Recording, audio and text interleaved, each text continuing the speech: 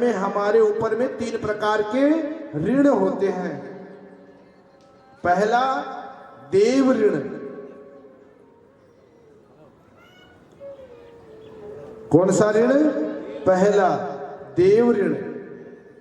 तो प्रतिदिन जो इन 5 देवताओं की घर में अगर प्रतिदिन पूजन करेगा तो उसे देव ऋण से मुक्ति मिलेगी। दूसरा ऋषि ऋण।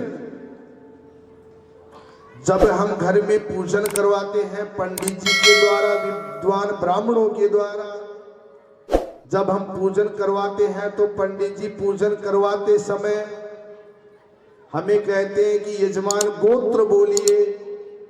तो जब हम गोत्र बोलते हैं, जैसे किसी का भारद्वाज गोत्र है, किसी का वशिष्ठ गोत्र है, तो जब हम गोत्र का नाम लेते हैं तब जो हमारे जिनके हम वंशज हैं, जिनका जो गोत्र है, वह व्यक्ति उस ऋषि की ही संतान है।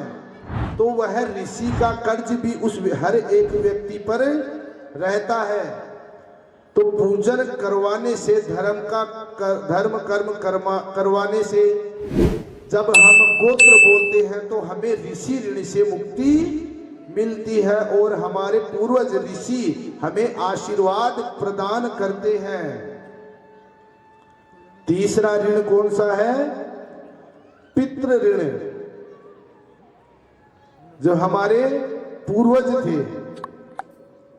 पिताजी के, उनके पिताजी, फिर उनके पिताजी, दादाजी, उनके पिताजी, उनके पिताजी, जो भी हमारे पूर्वज थे, जो इस लोक में आकर के चले गए और जिनके निमित्त से हमारा जन्म हुआ है, उसे हम पितृ ऋण कहते हैं, उसे हम मातृ पितृ ऋण कहते हैं। तो पितृ ऋण से मुक्ति हमें कब मिलेगी? जब हम धर्म का काम करेंगे, सत्कर्म करेंगे, क्योंकि हमारे पूर्वज जितने भी है वह हमें आज भी देखते हैं। तो पितृ ऋण से मुक्ति हमें कब मिलेगी?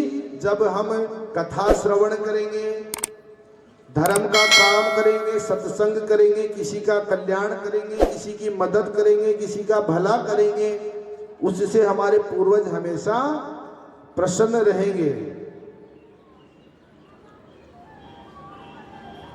और शिव महापुराण में विद्येश्वर संहिता में तो दिया भी है कि जो व्यक्ति एक बार श्री शिव महापुराण की कथा पूरी सुन लेता है, पूर्ण सुन लेता है, उसके पूर्वज जितने भी जहां कहीं भी हो, चाहे पीड़ित हो, चाहे दुखी हो, चाहे सुखी हो, तो वह अपने सभी पूर्वजों को एक बार कथा श्रवण करने से अपने जितने भी पूर्वज होते हैं वह सभी शिवलोक के अधिकारी हो जाते हैं। जय हो, जय। ये है